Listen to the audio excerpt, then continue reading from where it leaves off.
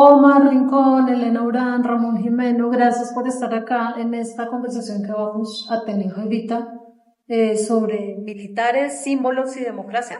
Militarismo. ¿Se fue? Aló. Acá está.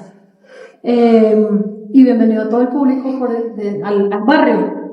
Bueno, entonces les cuento un poquito de esta iniciativa para que sepan por qué estamos acá. El barrio La Ciencia de Vivir Juntos es una exposición inmersiva que diseñamos desde la Facultad de Ciencias Sociales. Yo soy la vicedecana de investigaciones de la Facultad de Ciencias Sociales actualmente acá en la Universidad de los Andes, y junto con la vicerrectoría de investigaciones de la universidad nos pusieron la tarea de pensar en una exposición inmersiva que nos permitiera o que le permitiera a mucha gente entender qué es lo que hacemos en las ciencias sociales, porque a veces somos muy acartonados presentando papers en conferencias, no es tan asequible el conocimiento que producimos. Entonces, tras muchas conversaciones entre mucha gente, entre Carlos Guarnizo y yo, que fuimos los responsables de sacar esto adelante, llegamos a la conclusión que construir un barrio, o por lo menos unas fachadas muy reales de lo que es un barrio en una ciudad como Bogotá, pero que también puede ser cualquier ciudad de América Latina, del sur global, podemos contar muchas de esas cosas que hacemos en una facultad como Ciencias Sociales. Yo quería darles la bienvenida a mi barrio, del que me siento muy orgullosa. El tema es pues la cultura militarista, los símbolos y la democracia. ¿Cómo conviven, cómo se concilian estas tres en un mismo lugar, en el barrio, en la ciudad, en el país en el que vivimos? Solimos oír a menudo que en Colombia pues no ha habido una dictadura como las que conocemos del Cono Sur. Eso puede ser cierto, no ha habido un golpe militar de esas dimensiones, quizás, cívico-militar, pero tampoco ha habido una subordinación plena de la institución castrense. Entonces, yo quisiera que arrancáramos por la diferencia entre cultura militarista y cultura militar. Omar nos aproxima acá a la diferencia entre una y otra. Gracias, Elena, y gracias a ustedes por estar acá al mediodía. La cultura se volvió un problema porque antes eran las artes, las 7 artes. Después eran las identidades. Después eran los reconocimientos de las otredades. Y comenzamos a ampliarlo tanto el concepto que, por ejemplo, en Bogotá recordamos el concepto de cultura ciudadana, que no era tan cultura y era mucho más ciudadanía y así. Entonces la cultura es cuando hay símbolos compartidos de carácter abierto y público. Y eso me parece que es interesante, una definición que es un antropólogo que se llama Triportier, que me parece que es interesante. Entonces cuando hablamos de cultura estamos hablando de que hay sentidos compartidos de carácter público, pero con una gran virtud, que son abiertos a la transformación. Entonces, por ejemplo, el machismo es una cultura. El machismo, tenemos unos valores, unos sentidos compartidos, pero pueden ser transformables. Entonces, cuando hablamos de cultura militarista, de alguna forma lo interesante es que aunque la describamos, podemos hablar de que es transformable.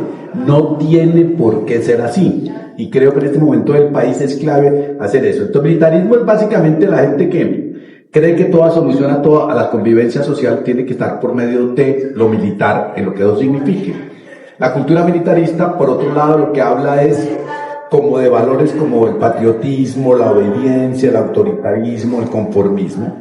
Habla de un lenguaje, una forma de hablar, que hay un autor que no me acuerdo que Marta Rus mencionaba, que decía que un autor israelí que decía que lo malo de la sociedad contemporánea es que adoptamos el lenguaje militarista para hablar en las relaciones cotidianas, y que eso es lo que era grave. O sea, que bajamos el discurso de lo militar en la vida cotidiana. Entonces hablamos del otro como enemigo, hablamos del otro como tóxico, como el que hay que eliminar, como el que hay eso. Entonces, que eso es lo grave de la sociedad contemporánea, y no solamente en Colombia. Y hay una cosa que después vamos a hablar, que es la simbología, que creo que es el tema más importante en Colombia. Cómo los símbolos a mí me parece que en Colombia los símbolos no significan. Doña Blanca para la Universidad de los Andes es un símbolo el barrio en Colombia es un símbolo, pero ahora el barrio no lo llamamos barrio, sino lo llamamos territorio. Entonces, ¿por qué te llama territorio? Porque categóricamente expresa más la identidad y la política inscrita en la memoria del barrio, pero el barrio era como el lugar que nos referenciamos, pero no hay cultura de barrio. Cuando hablábamos de cultura de barrio hablábamos de cosas concretas. Entonces yo creo que la cultura militarista, yo por lo menos tengo 65 años y desde que nací hasta ahora he crecido en un ambiente en que lo militar siempre ha estado presente. Entonces es muy difícil no hablar de eso. Y el segundo nivel de eso, por decir el ejemplo, cuando me preguntan por qué hablo de Narcolombia como cultura, es porque también he crecido en una sociedad que es narco y yo no sé qué será no narco. O sea, como que de alguna forma la cultura es algo que nos tiene presentes. Y ya te hago una reflexión, y con eso te doy la palabra, de cómo, por ejemplo, el actual gobierno pone la mano por acá en un sentido militar, pero se ríen. O sea, ni siquiera son capaces de encarnar un símbolo, porque un militar no se pone la mano aquí a reírse. Esto parece un chiste. Eso es lo que pasa en Colombia, que todo lo volvemos chiste. Entonces la cultura militarista nos guía, pero nosotros decimos eso no es serio. Entonces creo que hay una cosa para pensar dentro de eso. En el ámbito periodístico, ¿cómo se ve esta barrera entre una cosa y la otra? ¿Cómo se narra el conflicto? ¿Cómo se narra al enemigo? Los estudiosos del tema lo que indican es que, de todas formas, las metáforas que se usan en el lenguaje determinan la estructura de pensamiento que uno usa. Entonces, cuando está usando una estructura militarista, está pensando todo el tiempo en que las soluciones son las que plantea la lógica militar. Y eso es lo más importante de cambiar. Y en el periodismo, pues, que yo sepa, no se hace ese ejercicio de poder hacer el traslado de esa cultura que traemos por tradición, que, como dijo Omar, no es nacional, no es colombiana, sino es de casi todos los países que han logrado su independencia por la vía de las armas. Bolívar peleó un poquito, fue un gran masacrador, además de libertador. Mejor dicho, todos estos países viven y le hacen homenaje al libertador, que es un asesino, es un guerrero, es un militarista. Los himnos son el homenaje a los militares que ganaron las batallas y los héroes. En todas partes del mundo. En todas las partes donde se ha ganado, por la fuerza. Cuando son más civilizados, no. Se exalta lo civil. Entonces el periodismo refleja eso. Yo traía aquí unas experiencias unas citas de ejemplos, porque con ejemplos es mucho más fácil resolver el tema. Por ejemplo, en las campañas, en Colombia todo el tiempo se usa, bueno, en la campaña política se usa campaña, pero se debiera usar proceso, iniciativa, plan, programa. Pero en el periodismo y en todas partes se habla la campaña electoral. La campaña es un término absolutamente militar. Usamos batalla para todo, la batalla por la paz, cuando debiera ser la disputa, el debate, el esfuerzo por lograr la paz. Se habla de lucha social. Hablamos de lucha social cuando debe ser el trabajo por la justicia social, etcétera. Combatir la pobreza cuando debe ser enfrentar la pobreza, resolver la pobreza. En algunos sitios, como en el país de Madrid, hay un manual escrito de los años 80 donde se desarrolla más este tipo de lenguaje, pero lo hicieron como la Alemania conscientemente después de la dictadura franquista, que todavía no ha desaparecido en la mente de la mitad de la población. Entonces lo hicieron conscientemente para tratar de contrarrestar esta forma de que uno asuma que lo correcto es decir, estamos en fuego cruzado, cuando lo que hay es un debate intelectual acá y no se habla de fuego cruzado. Entonces hicieron un gran ejercicio por combatir eso. Pero aquí la lista es larga: recuperar el control. Vamos a recuperar el control de la universidad, pues eso es militar, no tiene nada que ver. Restablecer el orden, el frente, es un frente de guerra. Aquí usamos el frente como frente nacional, aunque yo discuto aquí con Elena que dice que no hay dictadura. Rojas fue una dictadura que no la caracteriza. Las dictaduras no las caracterizan solamente. solamente la violencia que utilicen, sino el cambio de mentalidad justamente, y es que no hay orden civil, sino un orden militar, y ellos son los que establecen. Y entonces, del frente de la dictadura de Rojas, pasamos al Frente Nacional, que es otra dictadura disfrazada civil, porque ahí no había, las elecciones no servían para nada. Las asambleas del Partido Conservador y del Partido Liberal escogían el candidato que iba a ser refrendado en las urnas porque no había más. Rojas fue el que se independizó y le robaron las elecciones. Pero hasta eso está impregnado el lenguaje. Y en periodismo, acabo, o cierro las últimas citas, en periodismo se usa dar de baja, que es un término absolutamente militar. Los falsos positivos, se sigue hablando, eso es lo más reciente, de falsos positivos, cuando esos son crímenes de Estado. Y eso es lo que debiera publicar el Estado, y se vulgarizó falsos positivos que no dice nada, no, son crímenes de Estado. Bajas en combate, la zona caliente, la zona de distensión, teatro de operaciones, los operativos, todo ese lenguaje está demasiado metido en el lenguaje cotidiano de los colombianos. Y ya en la expresión, en la de los periodistas, en las expresiones populares, aguantar el golpe, salir a dar pelea, no dar cuartel, los duros, el comandante. Uno habla cuando el comandante de la operación es Elena. No, Elena es la directora de la fundación, pero en el lenguaje popular se tiende a usar ese lenguaje. En fin, eso es. Bueno, para aclarar, yo dije que no tenía el golpe, la dictadura de Rojas no tenía las mismas características que las del Cono Sur. En relación al lenguaje, sí, a mí me impresiona mucho, además del lenguaje que utilizan los periodistas, la gente en su diario vivir sin darse cuenta. Yo creo que te conté, una vez fuimos, cuando estaba asesorando en la Cancillería, fuimos a un comando de policía y llegó el funcionario de la Cancillería diciendo Dios y patria. Y yo dije, pero ¿tú por qué dices Dios y patria? No, es que pues así se dice. Y yo, pero ¿por qué lo utilizas tú? O sea, para mí era realmente sorprendente porque pues yo venía a Alemania, en Alemania no se les ocurre, uno no ve una persona uniformada en la calle. En 20 años que estuve vi una vez, y creo que era un joven que venía, y acá la gente se complacientemente hace uso de ese lenguaje y se subordina a lo castrense. Y bueno, y el lenguaje no solamente del militarista estatal, sino también del otro lado, ¿no? Porque también todo este eufemismo de pescas milagrosas, vacunas, bueno, hay una cantidad que es también, en Colombia no podemos hablar de una cultura militarista solamente en relación a las Fuerzas Armadas, sino tenemos 3 actores que nos han moldeado nuestra forma de pensar, de hablar, de relacionarnos, de vestirnos, la música que se escuchan, han creado una estética. Y ahí con eso pues podemos pasar al tema de los símbolos, que también lo vimos en el gobierno saliente con todo esto de la espada y la recuperación, que para ellos era la recuperación de la espada, para otros era el robo de la espada, el sombrero que definen de una forma jerárquica muy militar, ¿no? Desde arriba, que eso es un símbolo, cuando los símbolos no, es muy difícil yo con 2 micrófonos estoy un poco perdida.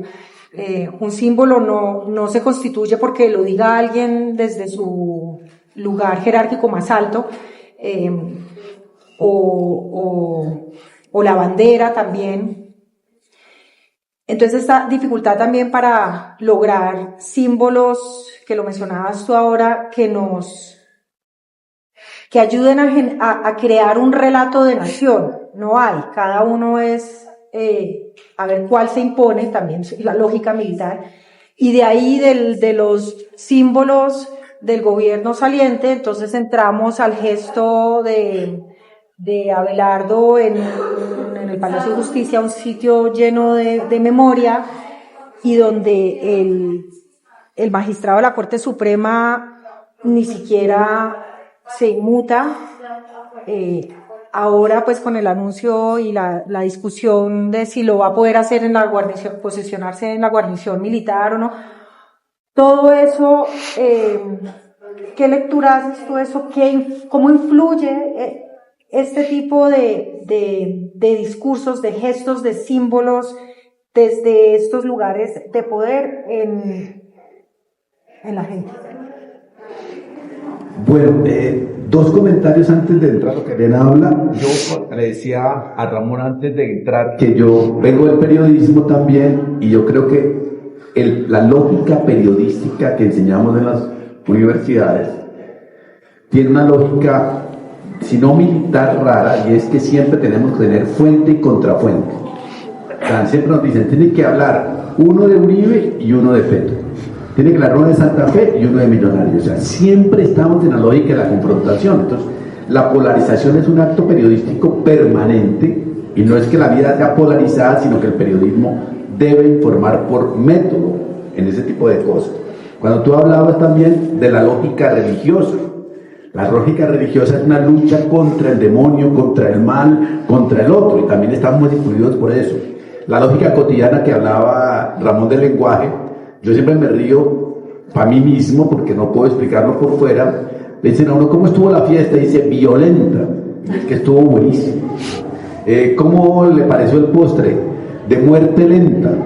Entonces, uno, que le gusta una mujer a uno, un hombre dice, me tiene matado. O sea, como hay una cantidad de cosas en el lenguaje, que la reflexión de Ramón es interesante porque no somos conscientes. Esto no es consciente uno, y cuando lo dice por fuera de Colombia dice, pero ¿por qué dije esto? O sea, que de alguna forma sí hay una inconsciencia, y eso me empata con los símbolos. Yo creo que yo le preguntaba a un estudiante qué pensaba del lenguaje del nuevo presidente, de los símbolos que usaba, de todo eso. Eso es pura mamadera de gallo. O sea, no se le da un valor. Y ahora que vimos la foto que tú mostraste, que todos los ministros salen ahí riéndose, no, ellos no tomaron en serio eso. Esto es pura mamadera de gallo. Y eso es un poco lo que pasa en Colombia, la falta de relato nacional. No tenemos, Pecó, extranjeros, Pecó y Martín Barbero decían que Colombia no tenía relato nacional y que por eso no teníamos un futuro donde encontrarnos y que no teníamos como mitos fundadores, y lo discutieron. Entonces ahí concluimos en ese estudio de nación que hicimos con Luis Armando, con ellos hace 15, 20 años. Que lo que tenemos en Colombia, siempre que lo ponemos, son relatos o símbolos de nación débiles, efímeros y frágiles. Entonces, cuando yo le pregunto a mis estudiantes qué es la colombianidad y qué símbolo está hecho, chocolatina ayer, el chocorramo, la bombombún, el bocadillo, la arepa, o sea, y eso sí los mueve. Y ahí sí podemos discutir restos sobre la nación colombiana, sobre esos símbolos débiles, pero sobre los puertos, sobre la bandera, sobre las fiestas patrias, inclusive siendo guerristas. Ayer el 20 de julio, algunos han ido ustedes a marchar o se comió el locro como en Argentina, que hacen un locro todos los intelectuales, el pueblo y todo el mundo, y baila la chacarera y canta el himno nacional. Nadie, nosotros no tenemos ninguna simbología que nos mueva. La bandera no importa un carajo, si la camiseta la usa uno, el otro da lo mismo, no tiene ningún sentido. La gente después de lo de la estrella se pone la camiseta y no tiene ningún sentido, me la pongo porque da la gana. No hay ninguna densidad simbólica, y en cada caso que usted, cuando yo trato en lo religioso, ¿cuál es la Virgen de Guadalupe nuestra? La Virgen de Chiquinquirá, no importa, esa señora perdió. Entonces el Sagrado Corazón dice otro que fue por decreto, y los otros dicen el Divino Quito. O sea, ¿cuál es religiosamente quién nos mueve? O sea, no tenemos densidad fuerte, lo cual no me parecería tan mal, digo, porque si quiere decir que hay símbolos débiles, podemos intervenirlos, porque la chocolatina ya sí es un símbolo nacional. Nadie diría que es un chocolate bueno, pero que es colombiano se le apuesta. ¿Ve? Ese tipo de cosas. El chocorramo, nadie va a decir que el chocorramo no hace, pero que el chocorramo le piden a uno llevar a España, el chocorramo toca llevarlo, y además toca llevarlo arriba porque no se rompe, no han podido inventar una cajita. ¿Ve? Entonces hay unas cosas de esas, el bocadillo. El otro día un gringo comenzó a explicar el bocadillo como una bebida energética, y hubo una manifestación en redes digitales, no roben el bocadillo. O sea, Frisbee, cuando pasó lo de frisbee en España, ahora todos somos hinchas del frisbee, hasta los que no hemos comido en frisbee. Entonces se cuenta que hay una simbología que sí es importante del país, pero es como un país mamador de gallo de símbolos débiles. Y dejo una pregunta para que ya que está aquí Iván, porque tú mencionaste, yo dije lógica periodística, lógica religiosa, lógica militar, lógica cotidiana. Yo no sé si la música tenga lenguaje guerrista, no sé. No me parece tan claro que la música colombiana sea guerrista. La tradición de las bandas de guerra en todo el país es impresionante. Jóvenes que están detrás de la idea de seguir haciendo música en inglés. Ahí te respondí. Lógica. Y los paramilitares pero es también que hay. dicen que la música militar es como... Paramilitar, pero es que no... No, que la música militar es a la música como hablar de inteligencia militar, ¿es una cosa así? Que eso no es música, diría Iván. Vale. Bueno, Pero si que quiera participar, como dices tú, bienvenidos al debate. si quieres complementar. Y Iván también. Ay, pero entonces necesitan 2 micrófonos porque si no, no los captamos ahí. Te toca mover la cámara. Pues creo que los simbolismos pues tiene una raíz que es como digamos en el Estado colombiano son unas lógicas grecorromanas en donde de una manera lo militar viene a brindar un poco de orden social, de orden de instruir jóvenes, hombres que cumplan órdenes. Colegio es mucho de los que yo estuve en colegio y resistía a tener el cabello largo y eso fue un lío, y aún en la calle soy sujeto de estigmatización y de señalamiento de órdenes policiales y militares por eso mismo. Entonces creo que digamos que lo simbólico no solo es una cuestión que tiene que pensarse desde lo conmemorativo y como incluso esta lógica de las bandas militares es crear personas que hagan caso, ¿no? Pero al mismo tiempo pareciera que está inscrito dentro de la misma lógica del botín de guerra, ¿no? A los militares de alguna u otra manera se les conceden premios y la conmemoración es una de esas, darles un lugar dentro de lo social. Y detrás de eso, pues hay gente que pues hace caso del asunto. Mi padre fue un hombre militar y él estaba soñando con que sus hijos se formaran como hombres dentro de ese canon. Pues, Y le salió de pelo largo. y luego él se volvió sindicalista y militó en el M19. Bueno, hay unas cosas interesantes de cómo también lo militar no necesariamente en su raíz amarra a los individuos, sino que también hay revancha y también hay una posibilidad de que los sujetos desmilitaricen las prácticas que muy jóvenes pues, les enseñan a precisamente eso, como un ideal. Hay gente que no sale de eso y creo que por eso también fue el triunfo de Abelardo, porque una necesidad o un discurso de orden pues es muy fácil que este discurso militar pues cale en una sociedad en donde el miedo y el terror llama, digamos, como también una compensación simbólica de lo que se desordena cuando viene un discurso totalmente nuevo como este del progresismo. Iván, ¿quieres decir algo? Si no, seguimos. Iván. Y después volvemos a Fernando. Como soy músico, lo mejor de la música colombiana es que es una música festiva. Y la música festiva no corresponde a lógicas racionales para nada. Y generalmente cuando hablamos de música y política, la hablamos desde como si fuera la política militante, y eso ha sido terrible, pensar la música como música progresista o música de otro tipo. Mamerta. O música... O pop popular, ok. Cuando ocurre que desde Grecia, Platón, digamos que Platón y Aristóteles intentaron hacer un modo disciplinado de la música en Occidente, mientras que las poetisas griegas tenían un modo sensual, que nunca le cantaron al héroe. O sea, desde esa época Occidente tiene un modelo patriarcal de exaltación del héroe y del heroísmo a nivel oficial, que sigue presente en izquierdas o derechas. Exaltación del héroe y finalmente el pensamiento militar. Mientras que las músicas hechas por mujeres y las músicas nacidas del carnaval liberan el cuerpo, tienen que ver con cosas irracionales como la tensión sexual, la liberación del cuerpo, y va por otro lado, y por ese lado hay una esperancita bonita, porque hablamos de resistencia y la gente, que también es un poquito aburrido eso de que vamos a resistir desde la música celebra y la música cuando se dan los progresos sigue celebrando y va a ser, y en los festivales, los carnavales, ahí va a haber un foco impresionante de tejido social liberador, no porque esté hecho desde la militancia. Uno. Dos, rápido.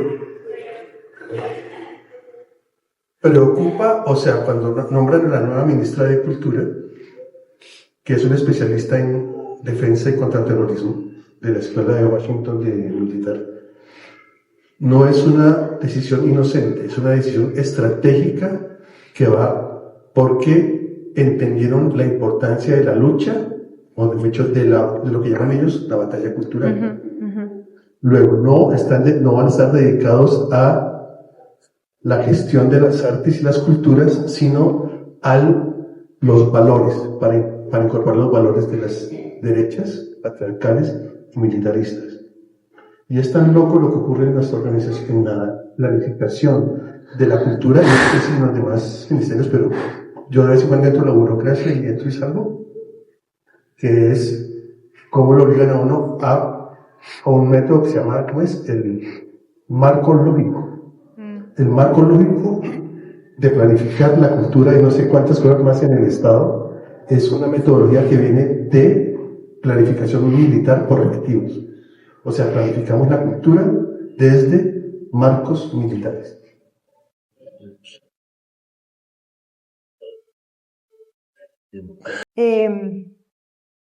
Y bueno, ahí yo creo que tenemos mucho por reflexionar y mucho también, pues, por exigir desde la sociedad civil a que se haga un poco más de control, porque ni siquiera hay una comisión en otros países. Creo que lo hablábamos contigo, no sé con quién lo hablaba, por lo menos en Alemania hay una comisión en el Parlamento para las fuerzas públicas y para inteligencia y contrainteligencia. ¿Acá hay eso? Creo que ¿Claro? ¿Sí hay? No oímos Lo que no nada. es inteligencia, pero la hay. No hay inteligencia. Pero en Alemania es de los más importantes en el Parlamento. Acá, como lo civil se subordina, pues hacen y deshacen. Y otra cosa que a mí me llamaba la atención, que quiero, Ramón, que tú nos digas qué opinas, cuando sale información, que se filtra información de inteligencia a los periodistas, ellos la reproducen o la replican sin cotejar nada, y además pasando por encima del hecho de que eso es un delito, porque no, pues esa información de inteligencia o contrainteligencia, ¿por qué sale a la luz pública? Y los periodistas ni siquiera paran en ese hecho de que eso es un delito. No, tú tienes aquí. Empiezo por el final. Lo que pasa es que es un delito, pero como los delitos para los privilegiados, el periodismo es inmune, es impune. O sea, tiene derecho a publicar lo que quiera sin que nadie le exige cuentas, a menos que sea injuria y calumnia. Entonces, por eso, el periodismo colombiano de investigación en realidad es la investigación de las fuentes de inteligencia o justicia, que son los que realmente investigan. Pero quería echar para atrás un poco lo que han hablado tanto Iván como tú, no sé tu nombre, Wilson, porque yo creo que ahí está la clave. Por supuesto, podemos quedarnos dando vueltas en el diagnóstico y sacando relucir cómo hablamos y por qué somos los tan militaristas, los colombianos y muchas sociedades. Pero lo que hay que ver un poco es cómo se hace el esfuerzo para cambiar ese lenguaje, erradicarlo y establecer un lenguaje nuevo, porque, repito, lo más interesante es que determina la forma de pensar. Lo acaba de decir Iván cuando pone de ejemplo a la música festiva. El esquema mental no es pensando en darle homenaje o seguir la estructura militar para exaltar a alguien, sino es para festejar, para estimular el eros, para el erotismo, para lo que sea. Es decir, el esquema mental no es de una estructura militar para resolver un problema, sino una estructura vivencial y civil para resolver el tema. En el caso del COVID hay un estudio que aquí les traje del Fronteras de Inteligencia Artificial, que se llama Estamos en guerra, que es del COVID. Y entonces el estudio muestra cómo los países, los gobernantes que usaron el lenguaje de guerra que fueron Francia, España, Italia, Reino Unido, entre otros, Estados Unidos, Macron hablaba Nous sommes en guerre, Boris Johnson, we are at war, Pedro Sánchez en España, estamos en guerra.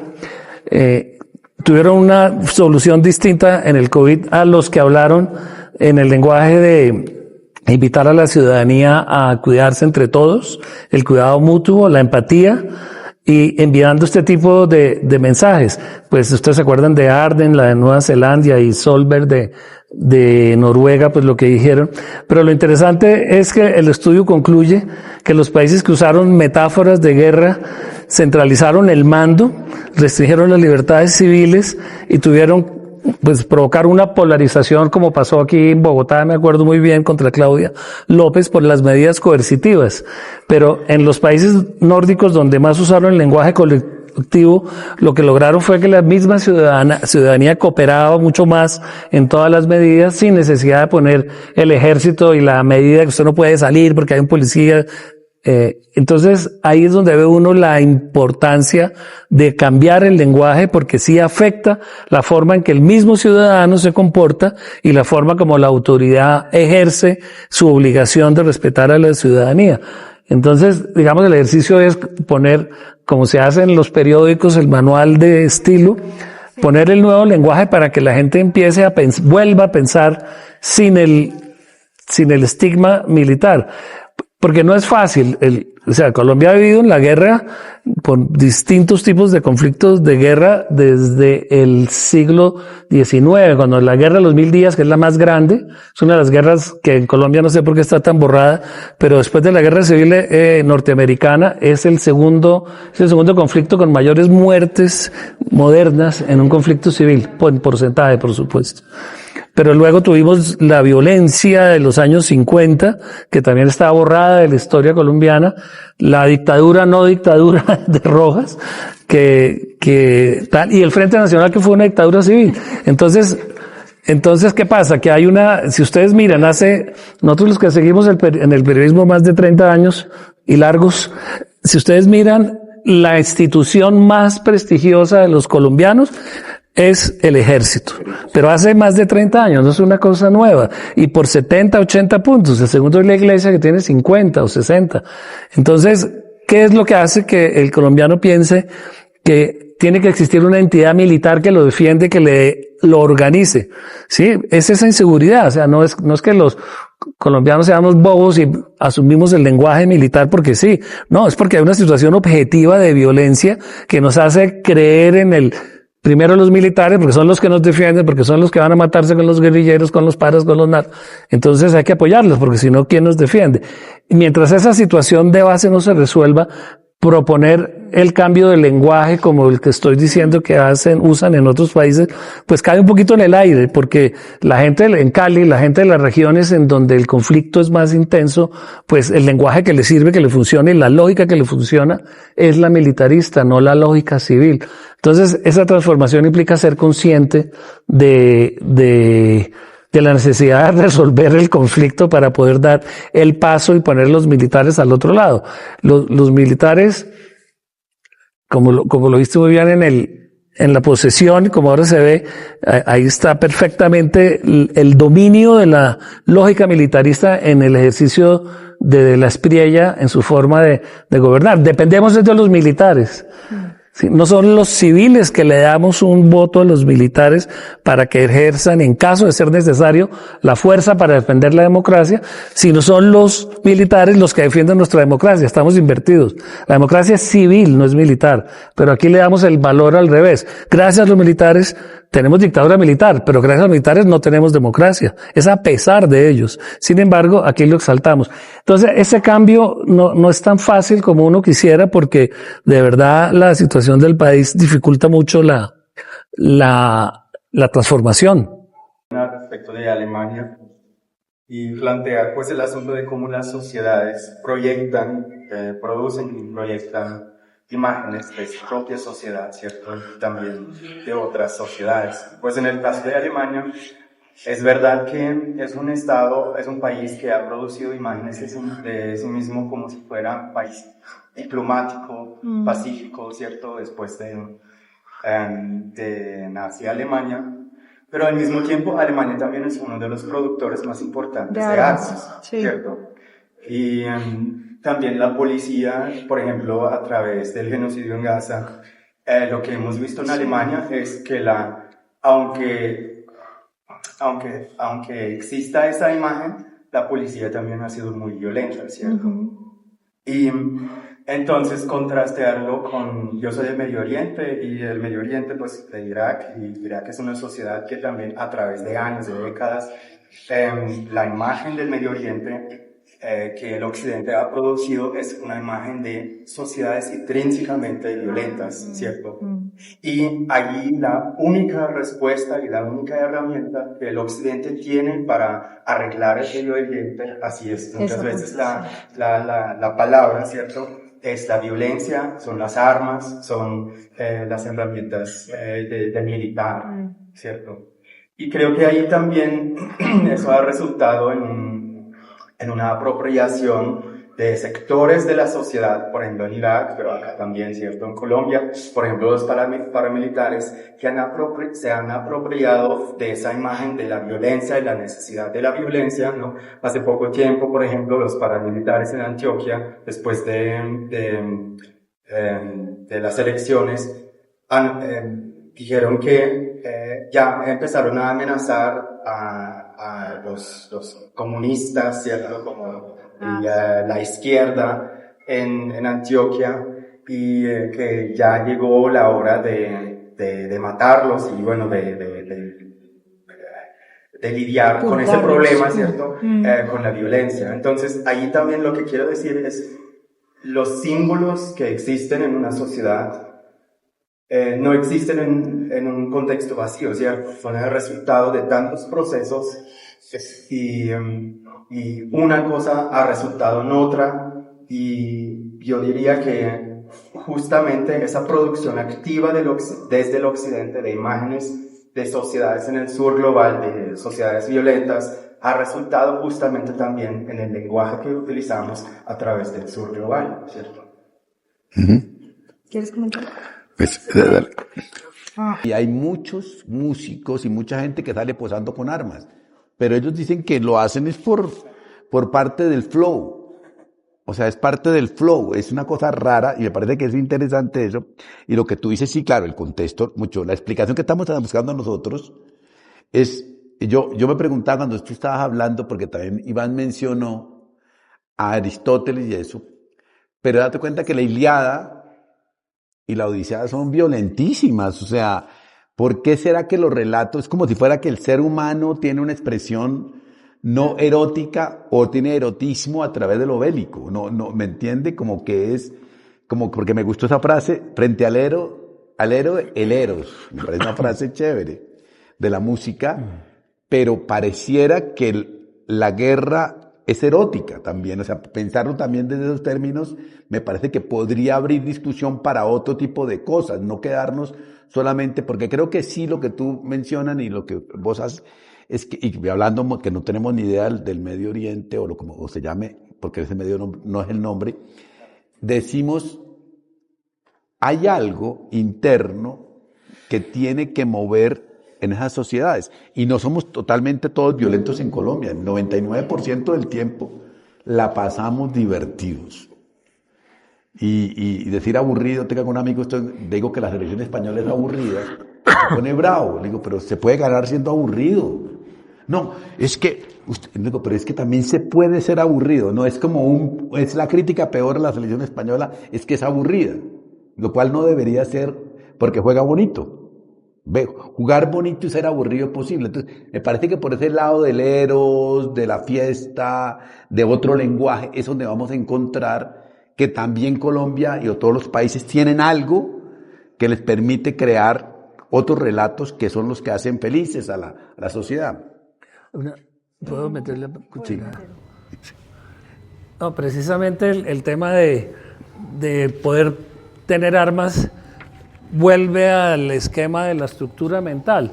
O sea, yo me siento inseguro porque pueden entrar a atracarme en mi casa, o porque salgo y no sé si hay una pandilla, o porque si voy al campo no sé si la guerrilla o los paras o alguien me va a secuestrar. Y la solución en la que pienso es en comprar un arma, en llamar al ejército, en tener guardaespaldas, en blindar la casa o el carro. Ese es el pensamiento militar que no funciona. Claro. El dirigente lo que tiene que hacer es al revés. Si usted necesita un arma es porque hay un conflicto. ¿Cuál es el conflicto y cómo lo resolvemos? Los civiles tenemos que encontrar una solución diferente a la militar, porque la militar no es sino la solución final, que no solo la expresión de Hitler, sino de todos los militares. La violencia, o sea, no se puede confundir el uso de la fuerza y la violencia que es inherente a todas las organizaciones sociales, casi que a la humanidad. No hay organización social que no haya ejercido la violencia, o desorganizada o organizadamente, porque es el mecanismo para defenderse de lo que considera una amenaza externa de otra civilización, de otro país, o una amenaza religiosa, como está pasando ahora en la guerra con Irán, que creían que simplemente bombardeando destruían el país, y hay sentimiento religioso que no lo destruyen las bombas ni la violencia. En fin, entonces confundir las dos cosas tampoco es adecuado, hay que diferenciarlas, porque siempre va a haber uso de la violencia, siempre va a haber policía y siempre va a haber ejército, siempre. No hay forma de evitarlo, porque hay una instancia en donde se necesita que se resuelva unos conflictos que no pasan por la vía civil. No todos pasan por la vía civil, pero al interior de una sociedad sí debe pasar por la negociación civil. Entonces, digamos que no hay que confundir, hay que ponerlo en su sitio, no que la lógica militar, la lógica de pensamiento militarista invada todas las esferas de la sociedad y de la organización del Estado. Debería estar inclusive prohibido que antes de utilizar la fuerza, antes de mandar un batallón del ESMAD, como lo quieran rebautizar, a contener una protesta social, pues se haya ensayado todas las formas de desmovilización de la protesta que es legítima. Ahorita vamos a volver al lenguaje anterior de ya no es una protesta ciudadana, sino vándalos que quieren destruir la ciudad. Entonces, esa forma de entender la lógica de cómo nos relacionamos en la sociedad es la que hay que combatir. Combatir. Bueno, entonces, combatir, acabar. Reducir. Neutralizar. Variar. Es difícil cambiar el lenguaje. Sí, es difícil. Necesitaremos un manual y algunas leyes que prohíban también la apología a la violencia, porque no hay. No sé si alguien más quiera comentar hay tres comentarios. Reflexión, pero en realidad, ¿a qué necesitamos como sociedad civil para que los símbolos y este lenguaje dejen de Ocupen su lugar. Definiendo lo que entendemos por democracia? Y Lo que yo siento frente a eso es que pues siento miedo. Digamos, yo veo un militar que se está acercando a mi cuadra y va en dirección contraria a la mía, y yo ya voy tendiendo las manos para que me lleve con él, ¿no? Como que, pero me lleve con él a la megacárcel. A la cárcel o a cualquier cosa. Igual en una carretera. Es como la cultura del miedo. Y algo que siento es, están los militares, pero en Bogotá está el escolta, que además es como una referencia para muchos jóvenes campesinos. La seguridad privada. Pues, yo he escuchado a varios jóvenes, yo quiero ser escolta. Voy a retomar, yo vengo de la Facultad de Arquitectura y Diseño, entonces voy a hablar voy a retomar algo que planteaba usted, Omar, sobre la banalidad. Exacto. Sobre la banalidad era como los símbolos, la apropiación banal de los símbolos, como unas discusiones banales. Y me gusta mucho ese tema porque creo que el diseño lidia mucho con banalidad y la arquitectura con cosas que invisibilizamos porque estamos en contacto con esas cosas todos los días y las normalizamos. Otra cosa que ustedes han mencionado es el lenguaje. El lenguaje también, o sea, la capacidad que tenemos de nombrar las cosas y de articular las cosas a través de ciertos términos, digamos, es una cosa que también normalizamos, y en esa medida esas cosas ya dejan de ser banales, o bueno, aparecen como una banalidad, pero son muy potentes en la medida en que las escuchamos todo el tiempo y las usamos todo el tiempo y las vemos todo el tiempo y están ahí instaladas todo el tiempo. Mi director de tesis doctoral hablaba mucho, tiene un texto que a mí me encanta, porque él siempre escribía sobre las muñecas los muñecos, por ejemplo, las Barbies, y ahorita se discute mucho, esto estoy hablando hace ya bastante tiempo, y era cómo podíamos pensar nosotros a través de esa banalidad de lo cotidiano, cómo estamos legitimando y reafirmando esos órdenes, ese militarismo, esa violencia simbólica que está instalada en las cosas más cotidianas. Es decir, cuando nosotros asistimos a un evento extraordinario, lo identificamos claramente, ¿no? Cuando yo veo a la Mona Lisa en el Louvre, ¿no? Detrás de un montón de un vidrio, es una cosa súper excepcional. Pero ¿qué pasa con las acciones cotidianas, con las experiencias estéticas que estamos teniendo en la cotidianidad, que están reafirmando todo el tiempo eso? Toda esa violencia que tenemos instalada. Entonces pensaba en términos de arquitectura, por ejemplo, nosotros vivimos en pequeñas fortalezas, ¿no? Nosotros todos vivimos en rejas, ¿no? Ahorita, a propósito de un colega de la facultad, Fernando de la Carrera, que tiene un trabajo que se llama Rejalópolis. Y es hablando de esa ciudad de la reja, de esa ciudad construida en estas pequeñas fortalezas, y todo el tiempo estamos en buena medida articulados por ese tipo de cosas. Voy a dejar ahí para darle tiempo había una cosa. ¿Tú querías decir algo más? Pero ya una comentario adicional. Estaba pensando en lo que decía Ramón estaba pensando en Popeye y cómo lo llamaban el general de la mafia, o él se autodenominó general de la mafia, pero mucha gente después no tuvo problema en reafirmarlo como general de la mafia, y de hecho el comandante de las fuerzas militares creo que le rindió un homenaje cuando se murió como general, de general a general, ¿no? ¿De verdad? Una cosa que creo que es básica y es esencial pensarla, y es la doctrina militar como un régimen de... ¿Has estudiado esto?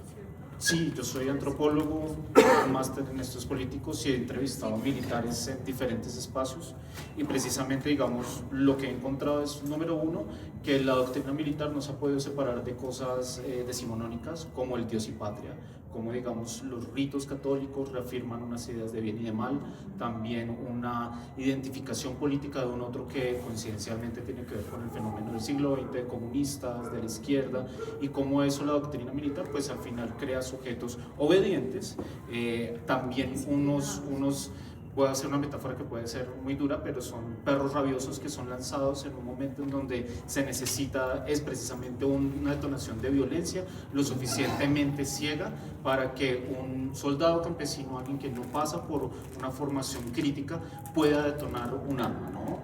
También siento que hay un miedo democrático institucional a ese poder que se le ha concedido incluso después de la Guerra de los 1000 días, de cómo, digamos, hacemos para evitar que el poder de las armas, que es hipotéticamente un monopolio privado del Estado, pues no pase, digamos, al civil, no pase del uno al otro. Y en medio de eso, pues está la deuda de una reforma militar, en medio del acuerdo de paz, que ponga en crítica, primero, hombres violentos. Digamos, acá también hay que poner en crítica cuál es el lugar del patriarcado en la formación del Estado, en las instituciones, pero específicamente en la violencia, y todo, sobre todo este tema de los reservistas, que precisamente han venido formados de las escuelas de las Américas.